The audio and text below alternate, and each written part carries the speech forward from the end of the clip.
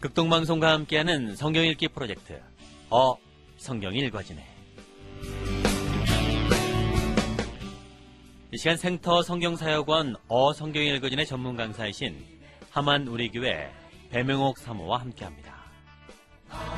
성경이 읽어지네 주님 나라 임하네. 안녕하세요. 지난 시간엔 시드기야 왕 때 일어난 중요한 일들을 예레미야서에서 찾아 멸망하기 전의 상황을 살펴보았습니다. 예레미야는 바벨론에 잡혀가 있는 왕족들과 포로 리더들에게 편지를 보내어 잘 정착하고 있으라고 했어요. 70년은 더 기다려야 한다는 편지를 공적으로 쓴 것인데, 이 편지를 받은 포로들의 리더였던 스마야라는 사람이 예루살렘으로 편지를 써서 예레미야를 잡아 죽이라고 압력을 넣는 일들이 있었습니다. 그리고 난 후에 예루살렘에서는 반바벨론 나라들이 연합회의를 하는 등 반바벨론 운동이 심하게 일어났어요. 그리고 이때 예레미야는 바벨론의 승리로 끝날 것이라고 행동 예언을 했었습니다. 여기까지가 무대 A, 예루살렘에서 있었던 일이에요. 그럼 이 즈음에 무대 B, 바벨론에선 어떤 일들이 있었을까요? 이때 바벨론의 상황을 에스겔에서 찾을 수가 있습니다.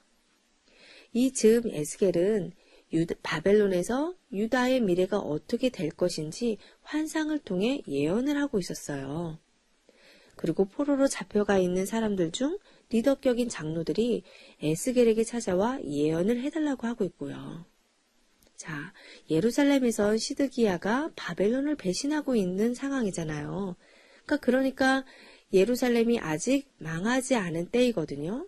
그러니 당시 포로들의 입장에선 걱정인 거예요. 언제 돌아갈 수 있는 건지, 금방 갈 수는 있는 건지 불안해합니다. 누구는 2년 뒤면 돌아간다. 예레미야는 70년이 지나야 한다고 하는데 누구 말이 맞는 건지 몰라 불안해하는 거예요. 그래서 하나님의 선지자 에스겔에게 자꾸 찾아와 물어보고 있는 거죠. 에스겔 4장 1절에서 3절을 보면 이에 대한 대답을 하나님이 에스겔에게 하십니다. 너 사람아, 너는 이제 흑벽돌을 한 장 가져다가 내 앞에 놓고 한 성읍 곧 예루살렘을 그 위에 새겨라. 그 다음에 그 성읍에 포위망을 쳐라. 그 성읍을 공격하는 높은 사다리를 세우고 흙 언덕을 쌓고 진을 치고 성벽을 허무는 쇠망치를 성 둘레에 설치하여라. 너는 또 철판을 가져다가 너와 그 성읍 사이에 철벽을 세워라. 그 도성을 포위하고 지켜보아라. 내가 그 도성을 포위하고 있거라. 이것이 이스라엘 족속에게 보여주는 징조다. 즉 예루살렘이 포위될 것을 말씀해 주신 거죠. 자, 그러면서 예루살렘 성이 아직 무너지지 않았지만, 아직 망하지 않았지만 이제 앞으로 무너지고 망할 수밖에 없는 이유에 대해서 하나님이 에스겔에게 알려주세요. 자, 에스겔 8장인데요. 1절을 보니 여섯째 해 여섯째 달 초닷새 해, 즉 사로잡혀 온 지 6년 6월 5일이죠. 자, 나는 집에 앉았고 유다의 장로들은 내 앞에 앉아 있는데, 장로들이 이렇게 하나님이 뭐라 말씀하시는지 듣고 싶다며 에스겔에게 예언해달라고 앉아 있는 거예요.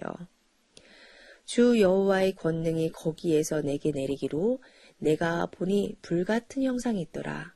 그 허리 아래의 모양은 불 같고 허리 위에는 광채가 나서 단쇠 같은데, 그가 손 같은 것을 펴서 내 머리털 한 모숨을 잡으며 주의 영이 나를 들어 천지 사이로 올리시고 하나님의 환상 가운데에 나를 이끌어 예루살렘으로 가서. 자, 이게 어떤 상황인지 이해되셨나요? 자, 지금 하나님이 에스겔의 머리채를 잡으시고는 바벨론에서 예루살렘으로 공간 이동시키신 거예요. 자, 그럼 예루살렘으로 데리고 가셔서 어디로 가셨나? 자, 이어집니다. 예루살렘으로 가서 안뜰로 들어가는 북향한 문에 이르시니 거기에는 질투의 우상, 곧 질투를 일어나게 하는 우상의 자리가 있는 것이라. 포로들이 오매불망 그리워하고 있는 그 예루살렘 성에 에스겔이 대표로 가서 보고 있는 것인데요. 예루살렘 성을 우상이 자리 잡은 곳이라고 표현했습니다. 이제부터 당시 예루살렘 성전에서 어떠한 일들이 벌어지고 있는지 하나님이 에스겔에게 보여주십니다. 5절에 하나님이 에스겔에게 북쪽을 보라고 하셔서 에스겔이 북쪽을 보니 제단이 있었어요. 근데 그 제단 문 입구에 우상이 있는 거예요. 그리고 이어서 말씀하십니다. 이스라엘 족속이 행하는 일을 보았냐? 그들이 여기에서 크게 가증한 일을 행하여 나로 내 성소를 멀리 떠나게 한 것이다. 그런데 이것뿐만이 아니라 너는 다시 다른 큰 가증한 일을 볼 것이다. 하시고는 뜰문으로 에스겔을 이끌고 가셨는데 거기에 있는 담을 헐고 한 문으로 들어가게 하십니다. 그리고 거기에서 행하는 가증하고 악한 일을 보라고 하셔서 보니 온갖 벌레와 가증한 짐승들과 이스라엘 족속의 모든 우상이 담벽의 사면으로 돌아가면서 그려져 있었어요. 그런데 더 놀라운 것은 이스라엘 족속의 장로 70명이 그 우상들 앞에 서 있고 사반의 아들 야하사냐는 그들의 한가운데 서 있었습니다. 우상들에게 제사를 지내고 있는 거였어요. 이 야하사냐는 정확히 누구인지 알 수 없지만 포로 공동체 백성들도 잘 아는 사람인 듯합니다. 아마 이 얘기를 듣고 충격적이었을 거예요. 하나님이 이 모습을 보게 하시고 말씀하십니다. 인자야, 이스라엘 족속의 장로들이 각각 그 우상의 방한 어두운 가운데서 행하는 것을 보았느냐? 그들은 여호와께서 우리를 보지 아니하시며 여호와께서 이 땅을 버리셨다 라고 말하며 우상을 섬기고 있다. 이뿐만이 아니란다. 그들이 하고 있는 더 역겨운 일을 이제 보게 될 것이다. 하시고 에스겔을 성전으로 들어가는 북문으로 데리고 가십니다. 그런데 이게 웬일입니까? 그곳에는 여인들이 앉아서 담무스 신을 애도하고 있는 거예요. 담무스는 바벨론의 신입니다. 봄에 식물을 솟아나게 하는 신으로 여름에는 식물이 시들어 죽어 지하 세계로 내려갔다가 봄이 되면 솟아난다고 생각을 했어요. 그래서 여름에는 그의 죽음을 위해 애곡하는 의식을 했는데 예루살렘에서 이 일을 행하고 있는 겁니다. 그리고 나서 더 가증한 일을 이어 또 보여주셔요. 성전 안뜰로 데리고 가셨는데 성전 입구에 곧 현관과 제단 사이에 사람이 25명이나 있었어요. 그런데 그들은 여호와의 성전을 등지고 얼굴을 동쪽으로 하고 서서 동쪽의 태양에게 절을 하고 있었습니다. 그러니 하나님이 기가 막히신 거죠. 에스겔아, 잘 보았느냐? 유다 족속이 여기서 하고 있는 저렇게 역겨운 일을 작은 일이라고 하겠느냐? 그런데도 그들은 온 나라를 폭력으로 가득 채워놓으며 나의 분노를 터뜨리는 일을 더하였다. 그들은 심지어 나뭇가지를 자기들의 코에 갖다 대는 의식까지 서슴지 않고 하고 있다. 이것은 태양신을 경배할 때의 종교의식인데요. 태양 광선이 사람의 숨으로 더럽혀지지 않도록 하는 거였습니다. 이러한 일들이 예루살렘 성전 안에서 남아있는 백성들이, 장로들이 이러고 있는 거예요.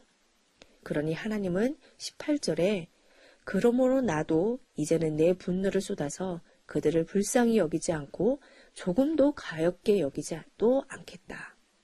그들이 큰 소리로 나에게 부르짖어도 내가 그들의 말을 듣지 않겠다 라고 하십니다. 이러니 멸망할 수밖에 없다는 거예요. 그리고 에스겔 20장을 보면요. 7년 5월 10일입니다. 약 1년 뒤죠. 장로들이 또 에스겔에게 찾아가 예언을 해달라고 합니다. 그런데 하나님이 아니 뭘 물으려고 또 왔냐 그러세요. 그만 물어보라고 해라. 이제는 지겹다. 지난번에 예루살렘 성전 안의 상황을 보여주며 망할 수밖에 없는 이유를 말해주었는데 또 와서 하나님의 뜻을 구하니 답답하신 거죠. 그래서 과거 이스라엘 역사 속에서 조상들이 하나님을 배척하고 바알과 아세라를 섬긴 과거를 들추어내시면서 아예 묻지도 말라고 하세요.